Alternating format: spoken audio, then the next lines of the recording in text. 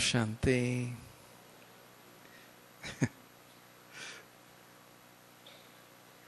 So welcome to this evening's sharing, and the topic is the power of compassion. It's the power of caring, the power of empathy, the power of tuning in. And you know, so much sorrow is caused when there's not compassion. And so at this time in the world, we see so much sorrow, so much misunderstanding, and a lot of compassion is missing. Compassion, in practical terms, means to be able to create respect and appreciation between souls. And so this is why Baba has come. Actually, Baba is the compassionate one. I'm sure we have all experienced this in yoga and in our lives. And that's why we come to him, like, you know, the moths drawn to the flame. Actually, Baba's name's Shiva, the benevolent one. Benevolence, when it is expressed, one of the ways it expresses itself is in compassion. That deep caring for souls, to liberate them, to take them out of their sorrow, in whatever way that sorrow is being felt. So Shiva, benevolent, the compassionate one. But is there a difference between compassion and mercy? Is it different? Is it the same? Well, obviously it's similar, you know, it's very similar. But, I mean, this is again just my thought. It doesn't mean that this is right. And so mercy is you bestow something to somebody and get them out of a situation. So Baba is merciful. Baba says also be merciful to the self.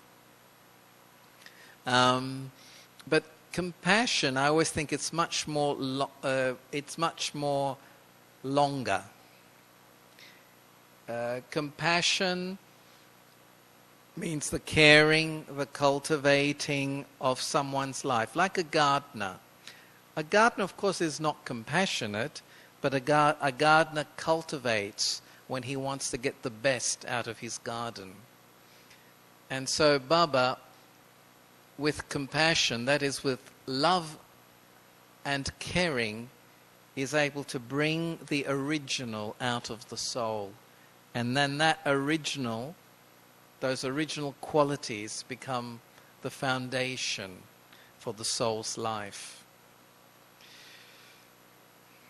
Compassion is also expressed in generosity. God never stops giving. Especially now, you know, Brother Charlie spoke to you this morning about the wonder of the confluence age, and I think that one of the wonders of the confluence age is God's sustenance, and that is his compassion, and of course his love. And therefore he's very generous. He doesn't say, I don't have time, tomorrow. Compassion means not only generosity, but also availability. Baba is available. See, in the Copper Age, he sent visions. You know, it's different. At the Confluence Age, we can really feel that availability of the Father. We can feel that love and that compassion bringing out the best. It's like a renaissance of my spirit within myself. And why does he have to do all this work? For him it's not a problem, of course. For God, things are not a problem. But what has happened to his children? And when we say children, it means the whole global family. The whole tree of humanity are his children. Because of what Baba said this morning, Maya has made you bankrupt. Totally bankrupt. Again, I won't go into the details of this bankruptcy, but it's spiritual bankruptcy, mental, emotional, and so life becomes not living but just surviving. And that's how many people are now, aren't they? They're surviving. That's why they have so much fear. They don't enjoy living. Will they have enough money? Will their job be secure? Will their relationships last? So a total bankruptcy in terms of feeling security and especially happess. And even the very basics like inner peace. Because Maya, in effect, Maya is its selfishness. The soul starts to rely on external things or people to be happy, to experience love, and it's rather false. And because it's trying to get its sense of value from the outside, then what happens is that it does not get real experiences. It's not compassionate towards its own self. And that emptiness that comes from that then starts to create selfishness. I want and I need. And this is why souls become addicted. They become addicted to attachments, to their ego. So deeply addicted that they cannot see themselves for what they are. They've lost their sense of eternity and spiritual identity. And so grabbing for the wrong supports, becoming addicted to them, they get empty, they need it more, like an addict, needing more, but actually getting really much, much less. And so this leads to the selfishness. So selfish thinking. When the mind is used in a selfish way, then there's a lot more thinking, but very little result. And there's a lot of upheaval. There's no peace. The more selfish thinking is always this, like this. A lot of thinking with hardly any result and very peaceless. And then that selfish thinking creates selfish feelings. And selfish feelings always creates worry, doubt, fears, hopelessness, insecurity, dependencies, the selfish feelings, that it's not a pure feeling. From the original sanskars, Baba says you'll get the pure feeling that will satisfy you, that will give you contentment. Pure happiness, pure love, not the mixture. Because maybe it's not completely selfish, but there's mixtures. It's processed. Like processed foods are not very healthy. Same way, processed feelings are not healthy for the soul. And this is why we have fluctuation.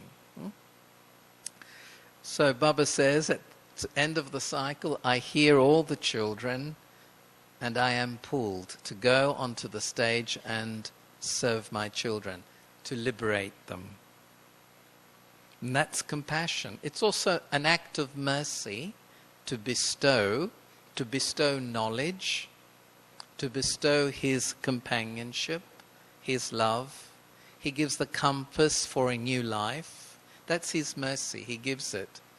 But then he has to have compassion so that this is sustained, because the children don't learn straight away. No one learns straight away. Brahma Baba didn't learn straight away. No one does. And so where there's compassion, there's patience. Where there's true compassion, there's not an expectation. There's just this generosity of giving, fulfilling, and being available, and reminding. So Baba reminds us, remember me, remember me. It's because in that connection, the soul is able to dissolve a lot of the blindness that comes from selfish thinking, selfish feeling. Remembrance cleans the soul out. But, it's not always easy to maintain.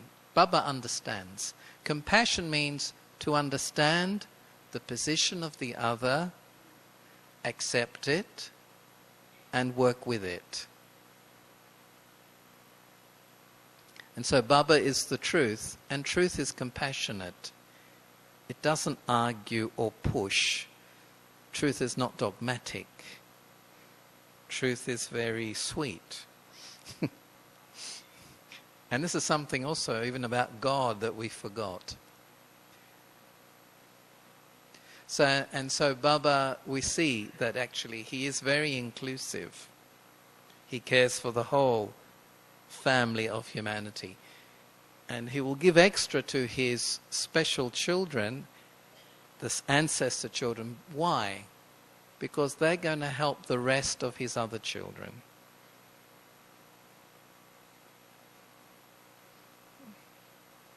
Baba will give and share much more of his life force.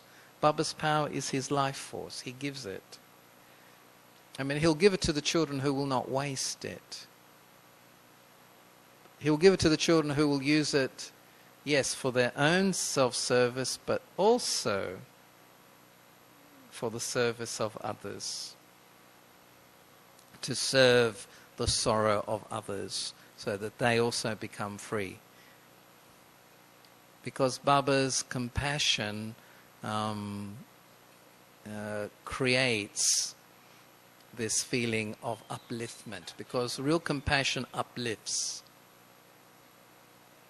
It doesn't want you to remain in the same position.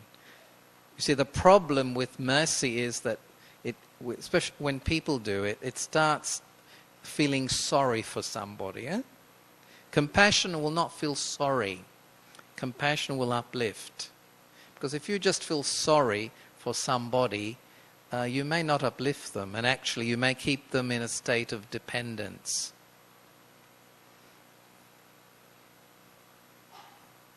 So Baba teaches us a lot about compassion. And then one of the expressions of compassion, especially Baba's compassion, is that it starts to make me grow. And I start to grow in what particular thing? Well, in many things. But I, the soul, start to grow in respectfulness. I start to respect. What is respect? Value. I value. I appreciate. I don't take for granted.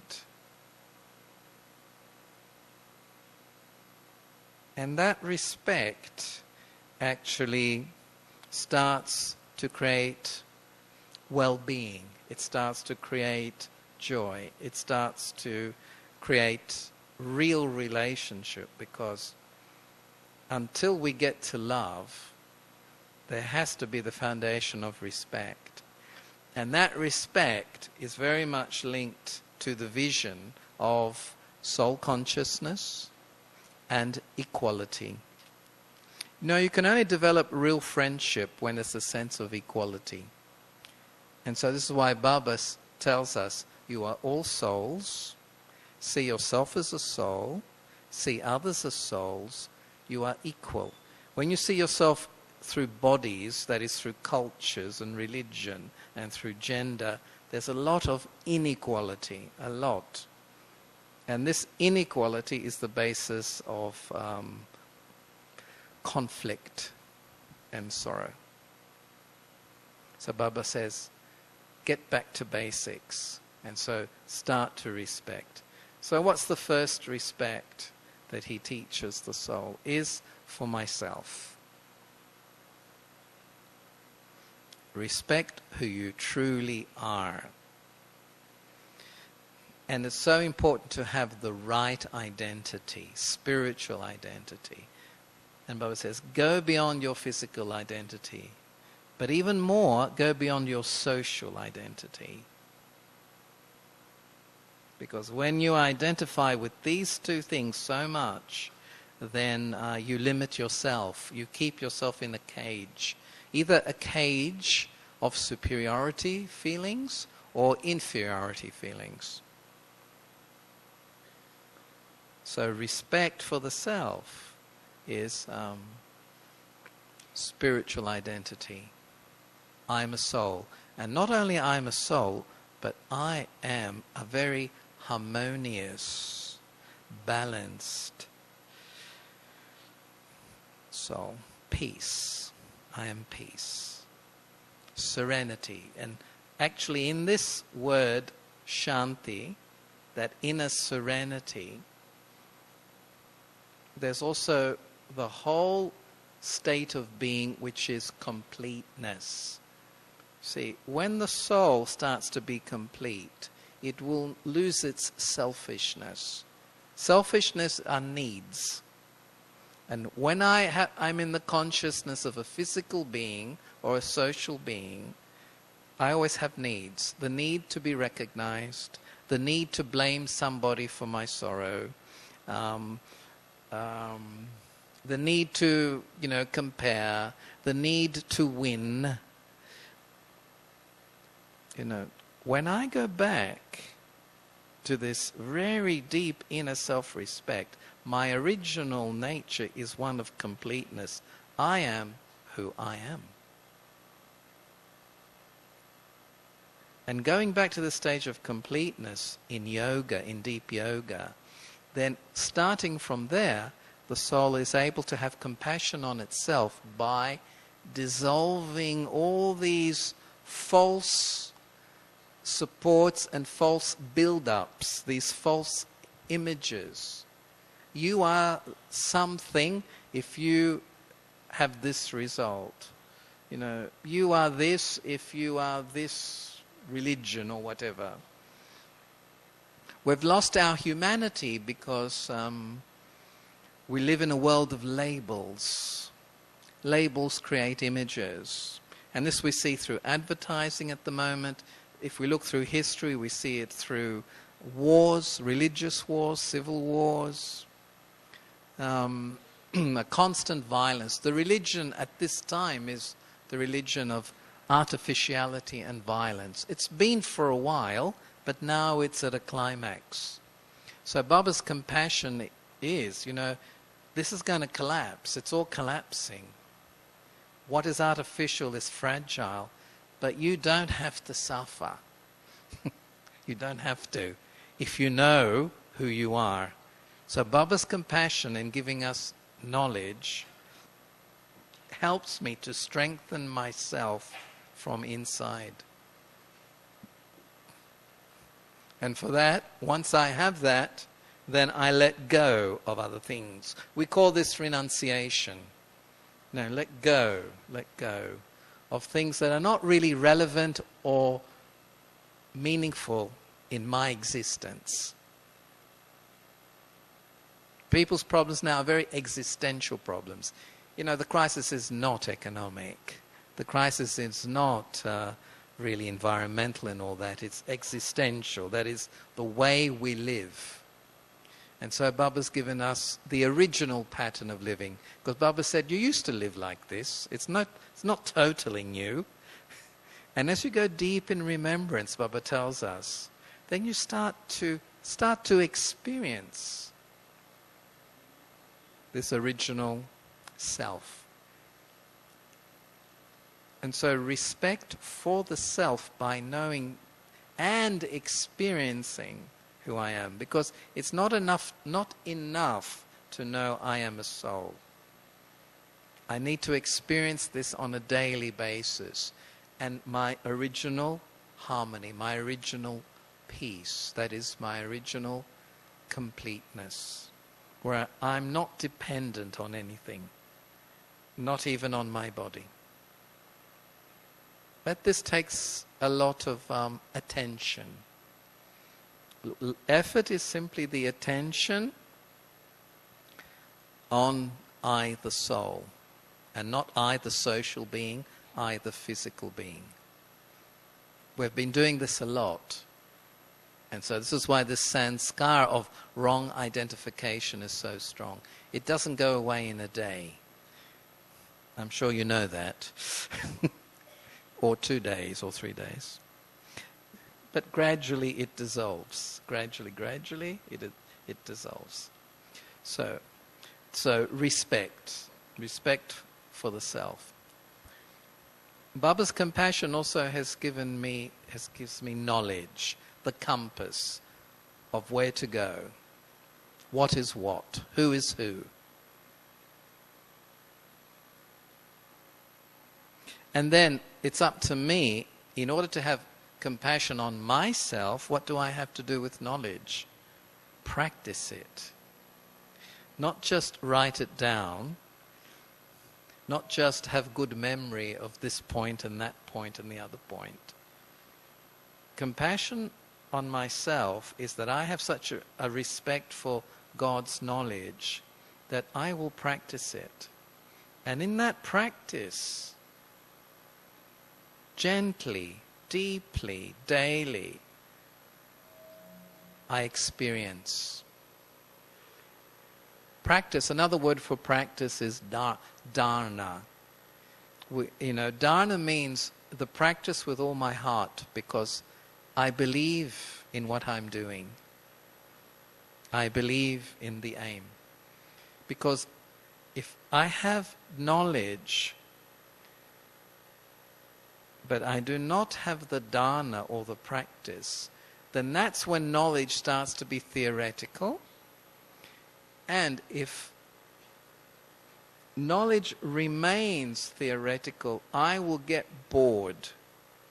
I mean, that's the least of it. Bored and rather dry, and I don't feel I have any yoga. I don't feel sometimes I'm remembering God, but I don't feel God's remembering me. Some souls say that. But the reason for, whether it's boredom, whether it's dryness, whether I get attracted back to the old things, it's because really the reason for that is I have not practiced. See, no matter how much I like French, and I'm learning it, if I don't practice it, I will not become fluent in it. And even after I've learnt it, I have to keep speaking it. Otherwise, I forget it. It's the same with knowledge. It's easy to forget. Difficult to remember, easy to forget. But again, compassion on myself is, I have very deep faith in the aim of my life, why I have chosen this spiritual life. I want to be spiritual. I came on this path not for social reasons, certainly not for political reasons or ambition or anything, to lead really an authentic life of spirituality. And if that's my aim, then I know that I must, it's actually you wish to do it, isn't it? I wish to practice these things. I wish because practice creates the experience. And then that experience starts to become natural. I do not always have to stay in the same practice. Like, I don't always have to practice the pronunciation of French. Gradually, it becomes natural. And I start to speak naturally. But if I leave out this step, then what happens gradually, I forget. And that is then, I'm not having compassion on myself. I'm maybe start to take up old things of sorrow, which I don't have to. Things do not have to be difficult. It doesn't have to be difficult. Because if I just am consistent, and I learn to be consistent, I learn to be patient with the self, then this, and that is that respect for the self coming out. I don't have to pressurize myself, but also not lazy as well. Then, I will start to enjoy dharana. Sometimes I don't enjoy dharana because it comes from sometimes we don't realize the dharnas we need. That's why we have difficult situations come and difficult people. Right? Any difficult people have come in your life? No. Especially even Brahmins, difficult Brahmins come, difficult situations come. Well, you see, I would not have chosen the dharana, but the drama chooses it for me. So this is what you have to practice. Whatever it is, detachment, humility, assertiveness, courage, whatever it is. Nothing is useless in this drama that comes to a Brahmin. Nothing is useless. All things come to uplift me. And this is a very deep, subtle compassion for myself. Otherwise, I feel a victim. Otherwise, I feel it's not fair. Otherwise, I'm fed up. Benevolence. God's name, and this is the blessing of this time. It's benevolent.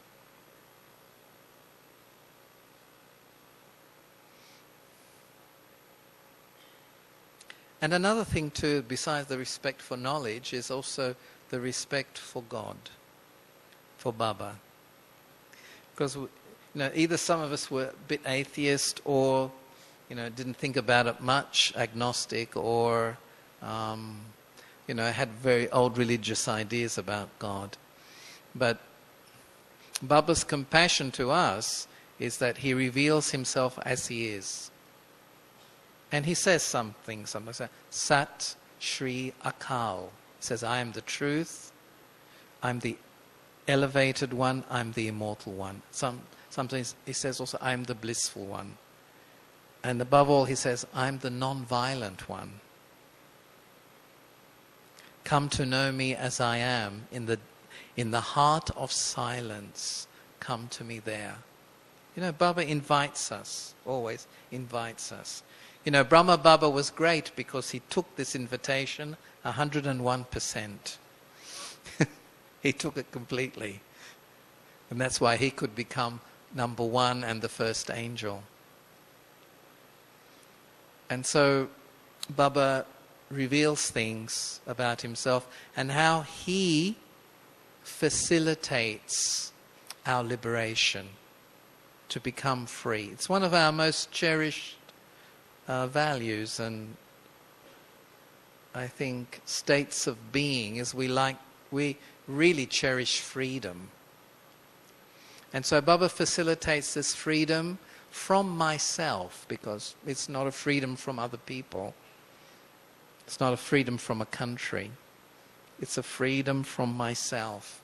And only he has that compassion and that benevolence to help facilitate this without damaging and interfering. Human beings, even with good intentions, can do a little damage. I do it to myself. But when we start to really recognize, not just understand, but recognize Baba, then we start to trust. Trust is very important. Trust is I think it's one of the things that comes from when you're compassionate to someone, for example, they'll trust you. When you tune into them, when you're sincere with them. Same, we trust God, we trust Baba. And then when we trust from the recognition, then we start to surrender. We give ourselves. And surrender, evolves. Surrender doesn't just remain, because for some people, surrender, they think it means yes, yes, yes, yes all the time. They think it means just to be stuck in a position of subservience. This is not surrender. Surrender is, I give myself because I trust. Because I know that Baba will take me to something much higher than I cannot do by myself. Although, yes, I'm also responsible, but it's a partnership. And as the soul surrenders, surrender starts to evolve. I'm not just someone who not anymore someone who needs mercy. No. I have been given knowledge. I'm using knowledge. So then the soul starts to evolve. It's not just a devotee asking for something. It becomes a child. The child who inherits. The student who learns. And then the soul starts to become a friend and a companion in the task. In the beginning, it was somebody who needed some direction, some power, something. Baba gave it. And then the soul starts to become stronger and starts to participate in the Father's task of, serving the other brothers and sisters, whatever religion they may be in, whatever country they may be in whatever way they need. So surrender evolves to the point of divine companionship, spiritual companionship, as a reality for the soul. It's not just an intellectual concept. Yes, I am combined with the Father. And again, Brahma Baba was the blueprint for this. How to do it. And, I won't go into, how we know, I think, but the important thing of how is daily. Not just in Madhuban. Daily, wherever I may be. But why not? I enjoy this companionship with my Father. It's the time to be with Him. So why wouldn't I give time and space to this? So, and the one then who really moves from surrender and moves more forward becomes equal, like Brahma Baba did, become equal. And these are the souls then that become the angels. And it's not that difficult to become an angel, actually.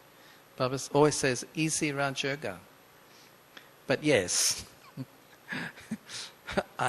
the most important thing I have found is always have this inner attentiveness, this inner mindfulness, Why go off track and then so much effort to come back? Of course it happens, It happens. These things happen. Up one day, down the next, up for 3 months, down for 2. These things do happen. But with trust in Bap Dada's love, and in trust, and also trust in my own destiny, gradually, the soul starts to balance out. And there won't be such big fluctuations. They get much less.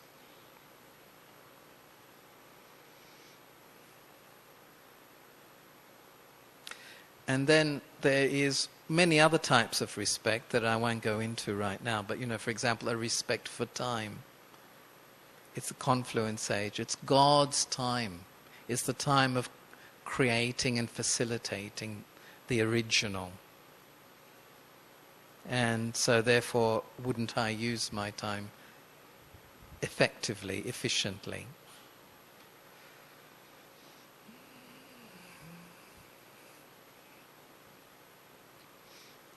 So the respect, and again, of course, the very big respect is respect for others, which is so much lacking in relationships. Everybody wants love, but they forget to respect first. You can't get love if you first don't respect. You can't receive love or experience love if you don't first, have this completeness inside.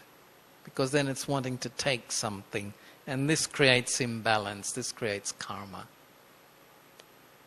So respect for others means, yes, it always means the creating of relationship, of family. This is why souls are in groups, in the soul world, and then when they come here and express, they come as groups. So, there's the ancient Egyptian group, there's the Chinese family group, there's the deity family, there's the Christian family, there's the Buddhist family. Because drama is relationship between souls and these relationships are expressed. It's of course relationship with matter too, and relationship with time, relationship with this body. But above all of that, it's relationship with other souls where happiness is experienced, and happiness is what sustains relationship. We interact for happiness. Yeah? This is what we really, this is what it's about. And so relationships, and again, the respect for others will work very naturally when I'm independent. Because, if I'm not independent, if I'm not in that stage of completeness, if I'm not deep in that Om Shanti consciousness, then there are going to be dependencies in one way or another. If you listen to yourself sometimes when you complain, but you don't do that so much now, right? But when it ever does happen, a complaint is a kind of a dependency. I'm complaining for what? Usually it's, it's often for others, they don't do this to me, they don't do that, they don't listen, something like that. I haven't become free inside. Even if I complain about myself, I'm dependent on a sanskar in myself. I'm influenced by it.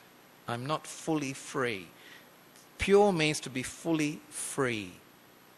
So when I am free and in that independent state, then I'm mature enough. I have the maturity to create sustainable relationships. Deity souls, golden and silver age, sustainable relationships. They never have to do workshops about love. They never have to go to a psychologist. They don't need a teacher, a guru, a scripture, because they're complete. And so the relationships are balanced. Baba says akarma. It's balanced. Well, of course, when this starts to be lost, then things start to go a little bit off. But now's the time for relearning, repositioning. And Baba says, in remembrance, just jog your memory. Just go back inside. You'll start to experience what it means to be complete. You start to see it as a reality. And then, yes, we do belong. People have a very big problem these days, is a feeling of not belonging. Not belonging. There's been a separateness, separation. But because first of all, I haven't belonged to myself for a long time. If I don't belong to myself, then it's going to be very difficult to feel this sense of family and belonging in a natural way. And sometimes what people do is they just keep grabbing. When people are desperate, it's like a person who's drowning, You've got to approach them in the right way, because they're so desperate, they can pull you with a lot of force and even make you drown. You know that. You've got to always approach them from behind. So when people are desperate for love, desperate for respect, then they'll kind of do anything to try to get it. And then those methods are very, very sabotaging. People sometimes give away their own respect in order to feel they belong. But Baba says, never do this, You belong in the drama. You're part of the drama. You're part of the whole human family anyway. And once I'm deep in my soul consciousness, and I experience that spiritual identity, you belong to yourself, and you'll feel you belong to everybody.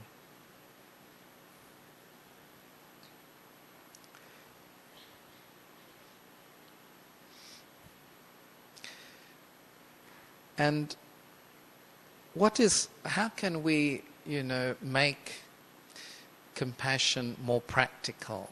What's a practical compassion in terms of existing here now at the confluence age? Whether as servers, whether, as just children of the Father, whether, as members of the big family of humanity. I mean, the first thing of practical compassion is actually caring. Number one is caring, but not getting entangled.